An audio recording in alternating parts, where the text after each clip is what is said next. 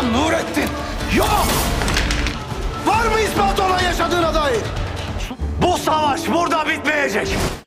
Kudüs Fatih Selahaddin Eyyubi heyecan dolu 17. bölümüyle seyirci karşısına çıktı. 17. bölümden sonra 18. bölüm oldukça merak edilmekte. Yeni bölümde neler yaşanacak? Sultan Nurettin öldü mü? Melik Mevdut Zengi Devleti'nin sultanı olmayı başaracak mı? İsmet Hatun ve Sultan Nurettin evliliği yaşanacak mı? Turan Şah'ın ölümü. Kudüs ne zaman fethedilecek? Raşuddin Sinan diziye tekrardan ne zaman dahil olacak? Karatekin ne zaman Müslüman olacak? Tüm bu soruların ve daha fazlasının cevaplarını öğrenmek için videomuzu beğenip ilerletmeden izlemeye çalışınız. Kanalımıza abone olup bildirim zilini açarak gelecek olan tüm videolardan anında haberdar olabilirsiniz. Kudüs Fatih Selahaddin Eyyubi 17. bölümünde Ayiz Sandığı'na karşı esir alınan Sultan Nurettin Ayiz Sandığı'nı ele geçirmelerine rağmen Haçlılar tarafından idam edilmek istenilmişti. Fakat son anda Selahaddin'in akıl oyunu sayesinde Sultan Nurettin Gazze'den çıkmayı başardı. Lakin bölüm sonunda Sultan Nurettin ağır ok yaraları alarak nehre düşmüştü. 18. bölümde Selahaddin Sultan Nurettin'i bulmak için oldukça girişimlerde bulunacaktır. Selahaddin dışında Haçlıların da Sultan Nurettin'i arayacaklarını düşünüyoruz.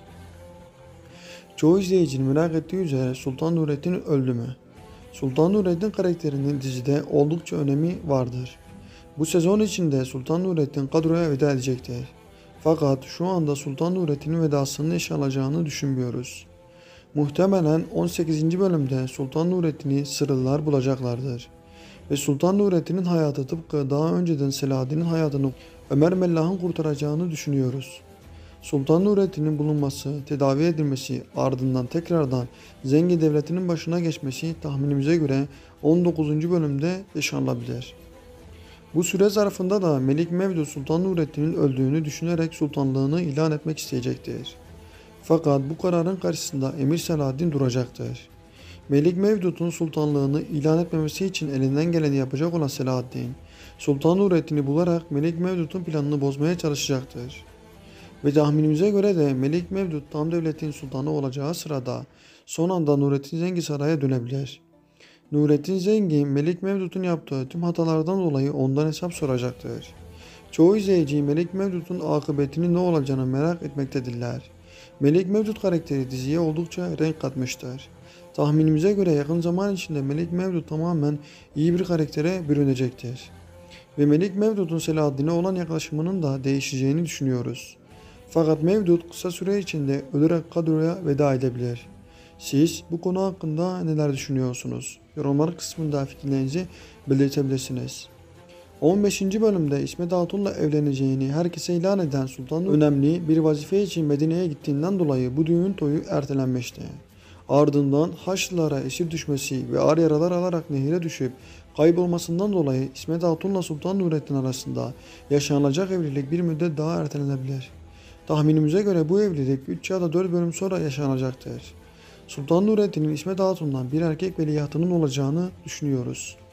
Onun dışında Sultan Nurettin'in İsmet Hatun'la evlendikten sonra saraya yerleşecek olan İsmet Hatun'a Melike Hatun'un oldukça hamleleri olacaktır. Fakat Melike Hatun'un ölerek kadroya veda edeceğini düşünüyoruz. Melike Hatun'un ölümünden sonra Sultan Nurettin'den intikam almak için kadroya Selçuklu Sultanı 2. Kılıç Arslan dahil olabilir. Kudüs Fatih Selahaddin Eyyubi önceki bölümlerinde Sultan Nurettin Selahaddin'e gerçek oğlu olmadığını söylemişti. Ardından Necmettin Eyyubi'nin oğlu olduğunu öğrenen Selahaddin başta bu duruma üzülmüş olsa da daha sonrasında kabullenmek zorunda kalmıştı. Son bölümlerde Turan Şah Selahaddin'in kararlarına oldukça karşı durmaktadır ve Turan Şah sürekli Zengi Devleti'nden bağımsız bir devlet kurmaları gerektiğini söylemektedir. Tahminimize göre Turan Şah karakteri yakın zaman içinde ölerek kadroya veda edecektir. Turan Şah'ın vedasından sonra kadroya Selahaddin'in diğer kardeşleri de dahil olacaklardır. Ayrıca Turan Şah'ın sürekli dile getirdiği ve Zengi Devleti'nden bağımsız bir devlet kurma isteğinin Selahaddin Turan Şah'ın ölümünden sonra gerçekleştireceğini düşünüyoruz. Bu sezon sonlarında ya da ikinci sezonda Selahaddin Eyyubi Devleti'ni kuracaktır. Merakla beklenen Kudüs fethi tarihte Selahaddin Eyyubi gerçekleştirmiştir. Tahminimize göre merakla beklenen fetih Selahaddin'in Eyyubi Devleti'ni kurmasından sonra yaşanacaktır. Merakla beklenen Kudüs fethinde dizinin ikinci sezonunda yaşanacağını düşünüyoruz. Sultan Nurettin bu sezonda Kudüs'ü fethetmek için girişimlerde bulunacak olsa da bu girişimler başarısızlıkla sonuçlanabilir. Fakat en geç dizinin ikinci sezonunda bu fetih yaşanacaktır diye tahmin ediyoruz. Siz bu konu hakkında neler düşünüyorsunuz? Yorumlar kısmında fikirlerinizi belirtebilirsiniz. Sezon başından beri Selahaddin ve Süreyya Hatun'un evlilikleri merakla beklenmektedir. Tahminimize göre her iki karakter arasında 3 bölüm ya da 5 bölüm içinde evlilik yaşanabilir. Yaşanacak olan evlilikten sonra Emir Selahaddin'in erkek çocuklarının olacağını tahmin ediyoruz. Uzun süredir kadroda yer almayan Raşuddin Sinan'ın tekrardan kadroya dahil olması beklenmektedir. Avran karakteri kadroya dahil olduğundan beri Dağın Efendisi Sinan karakterini kadroda görememekteyiz. Tahminimize göre birkaç bölüm içinde Avran kadroya veda edecektir. Ardından Raşuddin Sinan tekrardan kadroya dahil olacaktır. Raşuddin Sinan'ın bu sezon içinde Zengi Devleti'ne oldukça hamlelerde bulunacağını düşünüyoruz. Hatta bu sezon sonunda Sultan Nurettin zehirlenerek ölebilir. Zaten tahminimize göre Sultan Nurettin'in ölümünden sonra Selahaddin Eyyubi devletini kuracaktır. Sultan Nurettin'in ölümüne sebep olacak olan Raşuddin Sinan'ın da Selahaddin öldürecektir diye düşünüyoruz. 17. bölümde Selahaddin tarafından obada mağlup edilen ve canını son andan kurtarmayı başaran fakat bir gözünü kaybeden Gregor'un kadrodan ne zaman ayrılacağı oldukça merak edilmekte. Tahminimize göre Gregor karakteri kısa süre içinde kadrodan ayrılacaktır. Yaşanacak olan Gregor'un vedasından sonra kadroya önemli düşman karakterler dahil olacaklardır. Kudüs Fatih Selahaddin Eyyubi kadrosuna sezon başlarında dahil olan Karatekin dizide oldukça sevilmektedir. Çoğu izleyici Karatekin'in Müslüman olup tamamen Selahaddin'in safına geçmesini beklemektedir.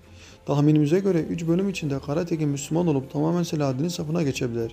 Daha sonrasında Karatekin'in Selahaddin'in kardeşi Rabia Hatun'la evleneceğini düşünüyoruz. Ayrıca Karatekin'in çoğu savaşa Selahaddin'le beraber dahil olacağını da düşünüyoruz. Bu konu hakkında bir sonraki videomuzda önemli bilgiler vereceğiz.